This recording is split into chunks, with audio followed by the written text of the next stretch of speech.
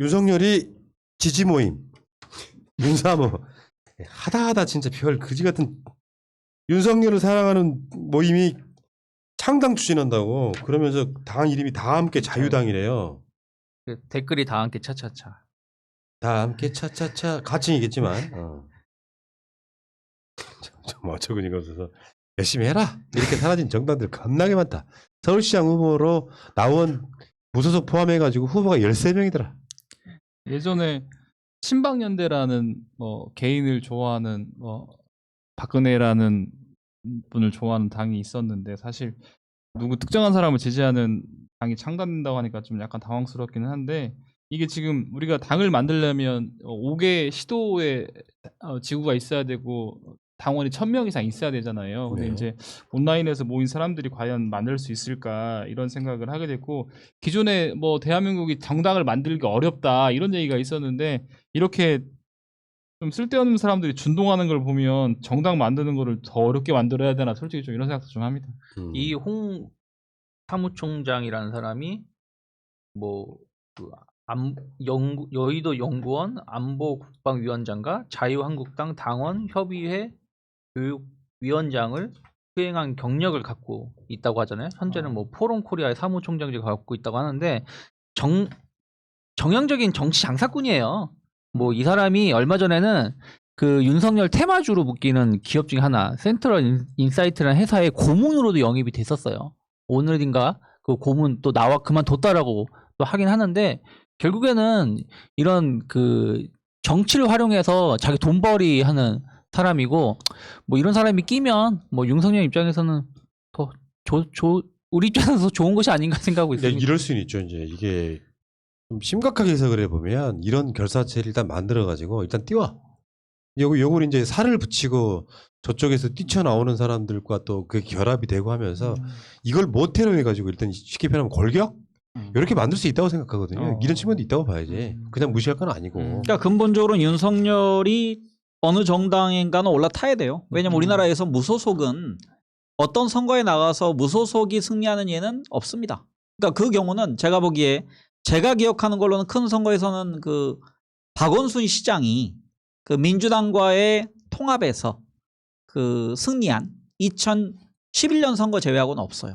그래서 결국은 윤석열이 이제 어떤 그 운반체, 그러니까 이게 정당이죠. 정치에서는. 그걸 이제 탑승하고서 갈 거냐. 만약 국민의힘에 합류할 거냐. 아니면 독자적으로 할 거냐. 여기에 대한 고민이 제일 클 텐데 합류하더라도 정당을 먼저 만드는 것이 나중에 여러 가지 면에서 유리합니다. 그러니까 당대당 합당을 하든 아니면 나중에 뭐 최종적으로 야권 후보 단일화를 하든지 간에 그러면은 지금 제가 아까 말씀 살짝 드렸던 금태섭 같은 경우는 아마 윤석열 옆에 가서 창당하는 과정에서 제일 옆에서 그 참모로 뛸 가능성이 큰 사람이고요. 여기에 몇 명 이제 합류할 사람들이 사회 명망가를 이제 계속 끌어당기겠죠. 이러려면 뭔가 이렇게 그 시드가 있어야 되거든요. 그러니까 눈덩이 효과가 생기려면 그래서 시드를 만드는 과정인데 이게 아마 계속적으로 근데 시기가 얼마 안 남았어요. 일반적으로 우리 민주당도 언제 후보를 결정하게 되냐면 9월 10일 날 결정하게 돼 있습니다. 이게 한 달 정도 늦춰지더라도 그러니까 우리가 지금 겨울 선거에 익숙했었기 때문에 아직 멀었어라고 생각하는데 다른 때와 다릅니다. 지금 내년 그 우리 벚꽃 선거 하기 때문에 우리 민주당도 9월 10일 날 후보를 선출하면 이제 6개월도 채 안 남은 거예요. 그래서 아마 윤석열도 굉장히 서둘러서 갈 겁니다, 지금. 근데 이렇게 정당을 만드는 것도 좀 이렇게 희화화되면 안 되죠. 어떤 가치관을 갖고 나는 제일 중요한 게 안철수나 금태섭에 보듯이 어떤 결은 필요해요. 정치인이라는 게. 예를 들면 우리 같은 방송이 뭐 거의 10년 가까이 한 주제를 갖고 계속 파잖아요. 그러면 우리 쪽 결이 생겨 사람들이. 우리 방송을 보는 사람이나 방송하는 사람이나. 그래서 뭐 보편적 복지라든지 뭐 민주주의라든지 뭐 평화통일이라든지 이런 결이 생긴단 말이에요. 이 결을 생긴 걸 갖고 자기 컨텐츠와 살을 얹어가는 거거든요.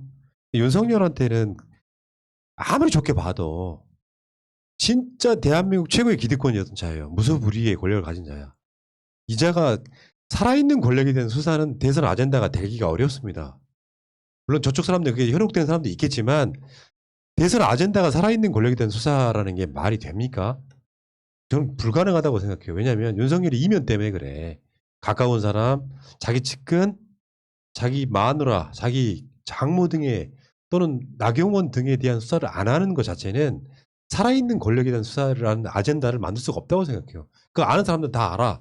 그러면 대선 아젠다로서 살아있는 권력에 대한 수사라고 하는 게 윤석열이 대통령이 되면은 검찰이 윤석열을 칠 수 있겠어요? 불가능한 거잖아요.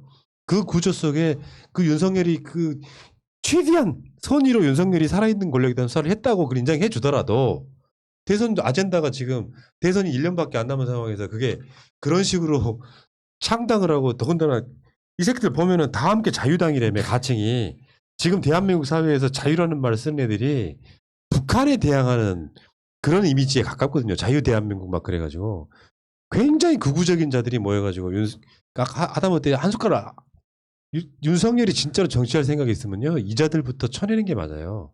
이 결로 따라가 버리면 윤석열은 죽도 밥도 안 됩니다. 아예 모른 척 생각을 가야지. 그러니까 이게 저는 어떻게 보이냐면은 지금 미얀마에서 군부가 지금 거의 뭐 광주 민주화 운동에 버금가는 그런 살상을 하고 있잖아요. 그러니까 그런 나라에서 그 군부 1인자가 나중에 군복을 벗고 형식적으로 군복을 벗고 군의 지지를 받은 채로 내가 집권하겠다. 그리고 국민들에게 약간의 호응을 얻으면서 그러면 제가 누굴 생각했냐면은 그 5.16을 일으켰던 박정희가 그 최고위장 하면서 다 지가 정당도 만들어 놓고 이런저런 짓거리 다 하면서 나중에 형식적으로만 군복을 벗고 나중에 민간인이 돼서 대통령이 되는 행위랑 지금 비슷하다고 생각해요. 그러니까 윤석열이 만약에 그런 식으로 대선에 나온다면 외신들이 가장 먼저 다룰 게 뭐냐면은 대한민국 검찰공화국 대나가 나올 거예요. 그러니까 검찰총장이 대한민국의 그 대통령을 노리는 그런 대표적인 후진적인 나라, 군이 집권하는 것과 똑같은 칙을 받는 그런 나라가 될 겁니다. 예. 근데 나도 그렇게 보거든요. 윤석열이 대선 끝까지 가기는 어려울 거다라고 봐요. 박형준 터져 나오는 거 보세요. 윤석열 장모가 최근에 100억이나 돈을 또 벌었다며 특혜를 받았다며 이런 것들 다 까발려지는 것이 선거예요. 박형준 안 나왔으면 이런 이야기 밖으로 안 나옵니다. 근데 이런 건 있을 수 있어. 비리가 다 서 있는데 국민들 입장에서 이해가 가는 상황. 이해가 가는 상황에 이 사람이 컨텐츠가 좋아. 그러면 어떨 때는 그런 분위기가 불어요. 일 잘하는 사람 그리고 굉장히 기대가 되는 사람 요거까지는 가능하다고 보는데 컨텐츠가 없는 상황에서 사실상 검찰공화국 만들어버리면 대한민국 사회에 다시 한번 말씀드리지만 대한민국 검찰의 특수부는 그냥 하나예요. 하나에 지들끼리 끌고 밀어주고 전두환이가 12.12 일으켜가지고 끌어올려서 그 다음 후계자가 대통령 돼요. 노태우가 나머지 애들 다 해먹었어. 그러면 그 새끼들은 그 밑에 있는 현역 군인들한테 또 줄을 서가지고 계속 밀어주고 끌어주고 하면서 진급시켜주고 그 짓거리 했던 거랑 똑같은 상황 벌어지거든요. 문민정부 위에 검찰이 군림하려고 하는 그 모습이 윤석열이에요 지금. 그 중요하게 여러분들이 받아들이셔야 되고. 그러니까 소위 정치에서 얘기하는 게 법률보다 더 상위 개념이 정치다.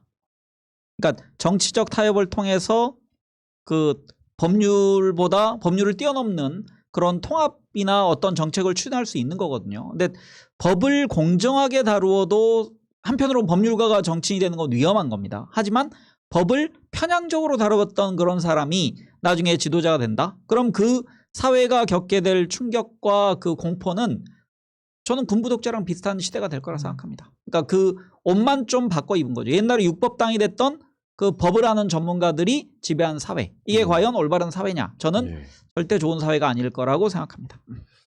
다 함께 자유당 열심히 하시고요. 기대가 크네요. 고맙습니다.